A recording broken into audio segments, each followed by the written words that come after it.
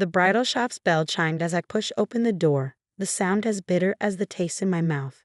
Through the forest of white, tall, and silk dresses, I spotted my sister Victoria twirling in front of a three-way mirror, our mother dabbing tears from her eyes. "Oh, Victoria," Mom gushed, "you look absolutely perfect.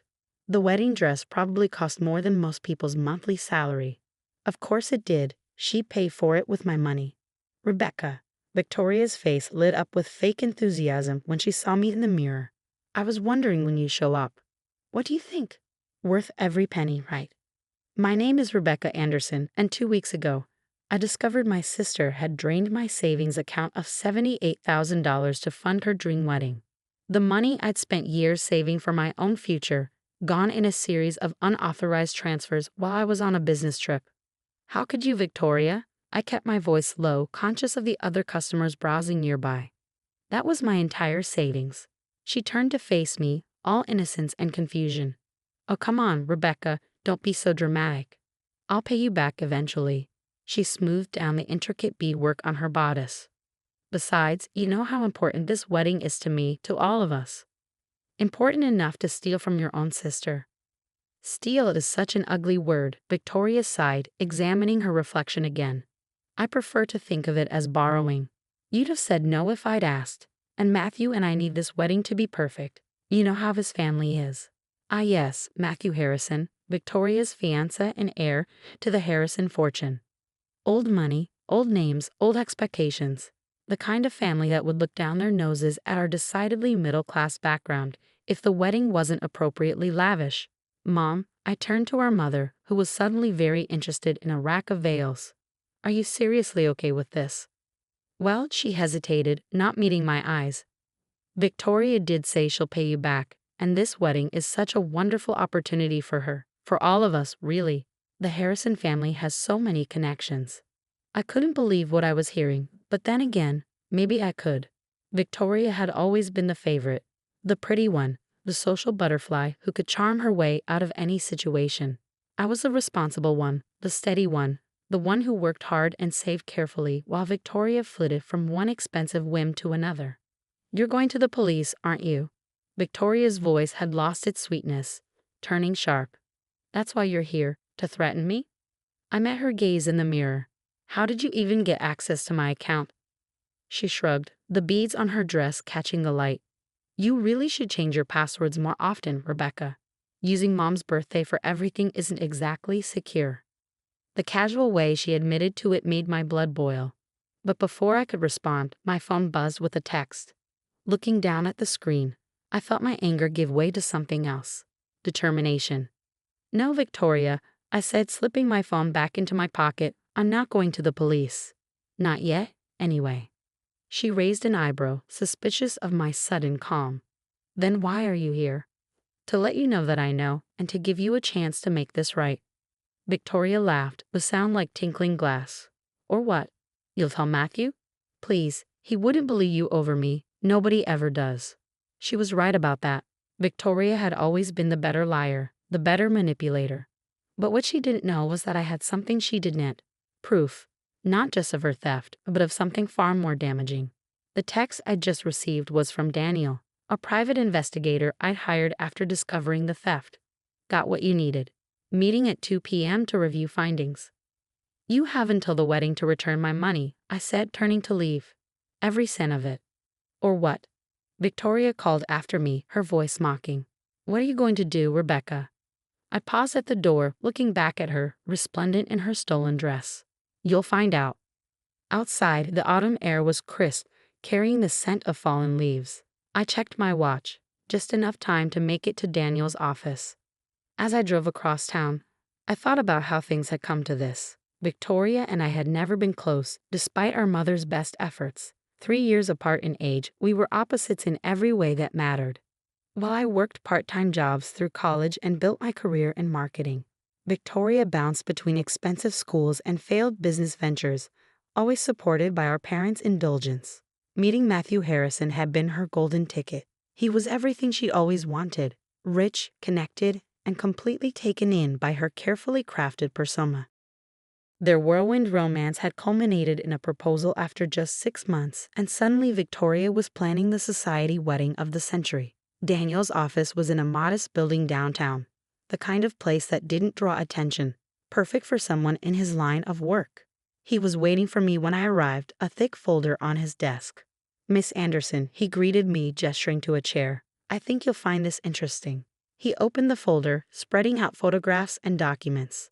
"Your sister's fiancé isn't quite what he seems." I leaned forward, examining the evidence. Matthew Harrison, it turned out, had secrets of his own, secrets that would destroy not just the wedding but Victoria's entire carefully constructed future. "Are you sure about this?" I asked, picking up a particularly damning photograph. Daniel nodded grimly, every bit of it verified. "The question is, what do you want to do with it?" I sat back, thinking about Victoria in her stolen wedding dress, so confident in her immunity from consequences. "First, I want copies of everything." And then for the next hour, Daniel and I mapped out a plan. It wasn't just about getting my money back anymore. It was about teaching Victoria a lesson she'd never forget. That evening, my phone lit up with texts from our mother, begging me to be reasonable and think about the family. I ignored them all. Instead, I focused on organizing the information Daniel had provided, building a case that would shatter Victoria's perfect wedding plans. The next morning, I woke up to an email from Victoria. "Dear Rebecca, I know you're upset, but you're being childish about this. The money is spent, deposits paid, contracts signed. There's no going back now. Besides, once I'm married to Matthew, I'll have more than enough to pay you back. Just be patient and don't ruin this for everyone. Love, Victoria." Her arrogance was breathtaking. She really believed she could steal my life savings and face no consequences. That's what a lifetime of indulgence had taught her, that rules didn't apply to her, that she could take whatever she wanted. I opened my laptop and began composing a response. "Dear Victoria, you're right, the money is spent. But before you get too comfortable with that thought, you might want to ask Matthew about his monthly trips to Vegas and about Sophie. Love, Rebecca." I didn't send it. Not yet. But soon, very soon, Victoria would learn that her perfect life wasn't as secure as she thought. Over the next few days, I watched as wedding preparations continued at a frenzied pace. Victoria had spared no expense, my expense, in creating her dream event. The venue was a historic mansion outside the city. The guest list included local celebrities and politicians, and every detail was meticulously planned to impress Matthew's family.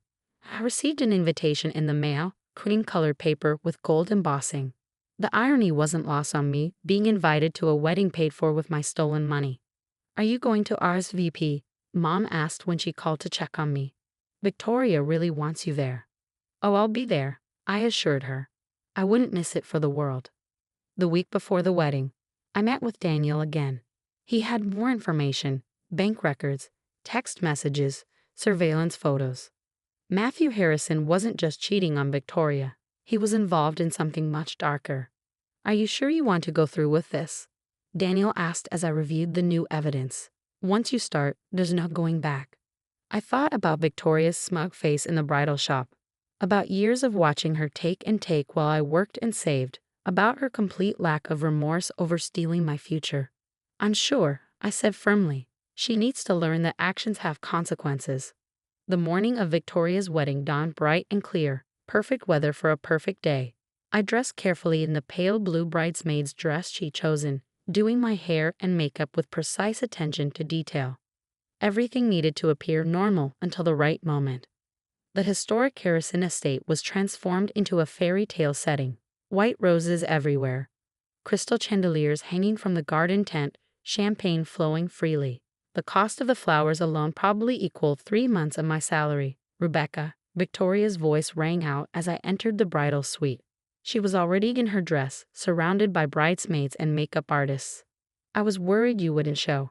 "And miss my sister's big day?" I smiled, meeting her eyes in the mirror. "Never."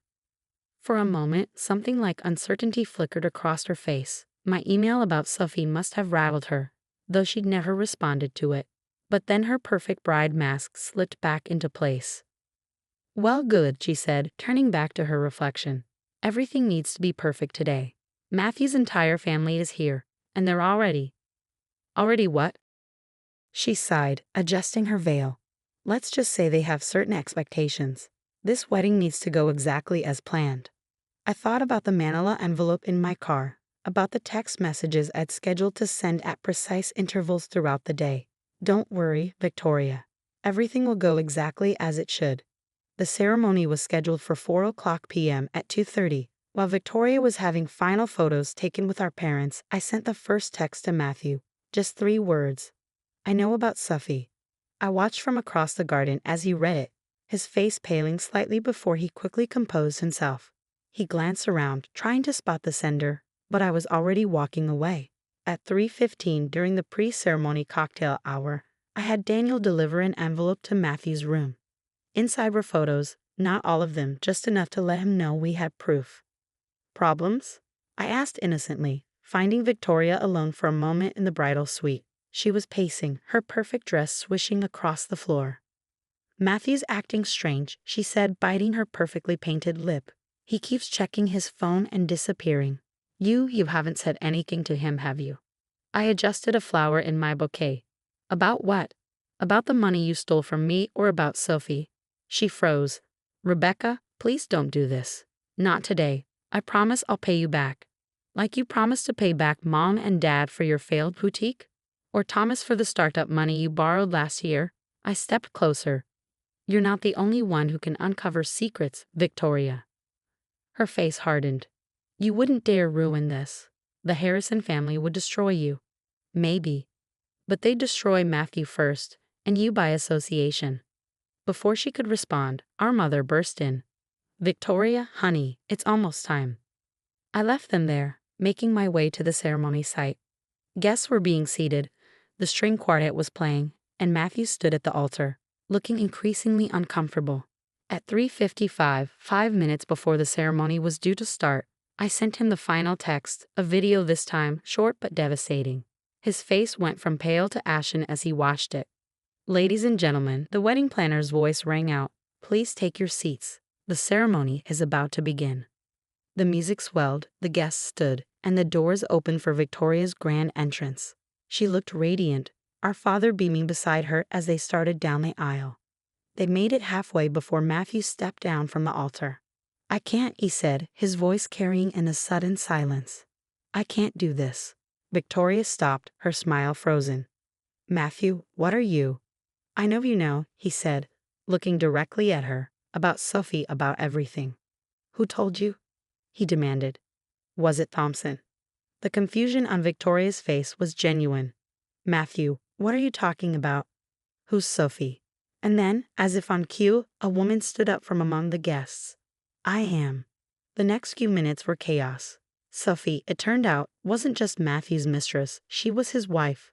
Their marriage in Vegas 3 months ago had been very real, very legal, and very much a problem for the Harrison family. Victoria's perfect day imploded spectacularly. There were shouts, tears, accusations.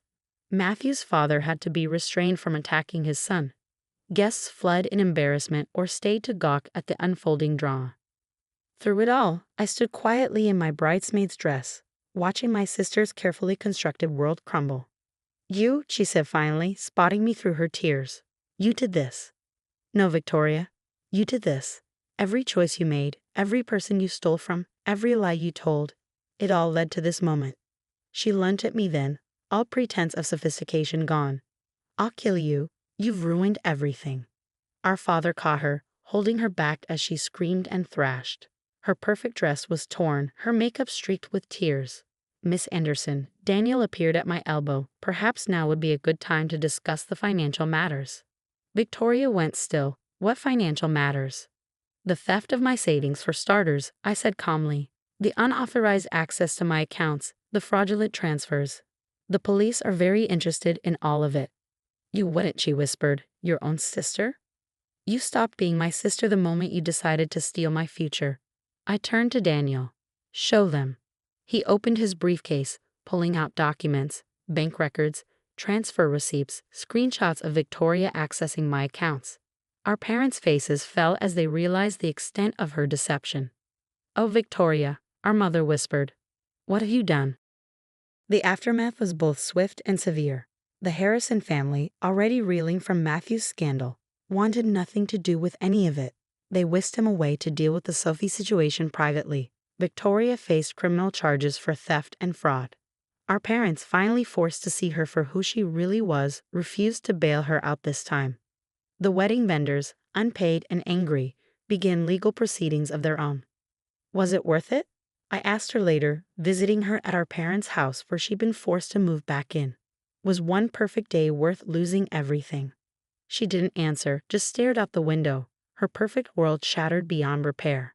My money was eventually returned, not all at once but through a court-ordered repayment plan that would take Victoria years to fulfill. The wedding vendors claimed everything else, selling off the unused decorations and Victoria's dream dress to recoup their losses. A year later, I sat in my new apartment, paid for with the savings I'd rebuilt. A wedding invitation lay on my coffee table, not Victoria's this time, but mine own. My fiancé, unlike Matthew, was honest, hardworking, and completely real. Victoria wasn't invited. She was still working through her legal issues, still living with our parents, still blaming me for ruining her life. She never understood that she'd done that herself, one selfish choice at a time. My phone buzzed with a text from Daniel. Had started handling my corporate security after the wedding debacle. Thought you'd want to know. Matthew Harrison just got divorced from both wives. I smiled, thinking about karma and consequences. Victoria had wanted the perfect wedding at any cost. Instead, she learned a valuable lesson about the price of perfection. As I began planning my own wedding, modest, meaningful, and paid for honestly, I thought about what real love and family should look like. Not a fairy tale built on lies and theft, but something true and strong and real. Victoria had chosen her path, and now she was living with the consequences. Me, I was finally living my own life on my own terms, with my own honestly earned money, and that was worth more than any perfect wedding day could ever be.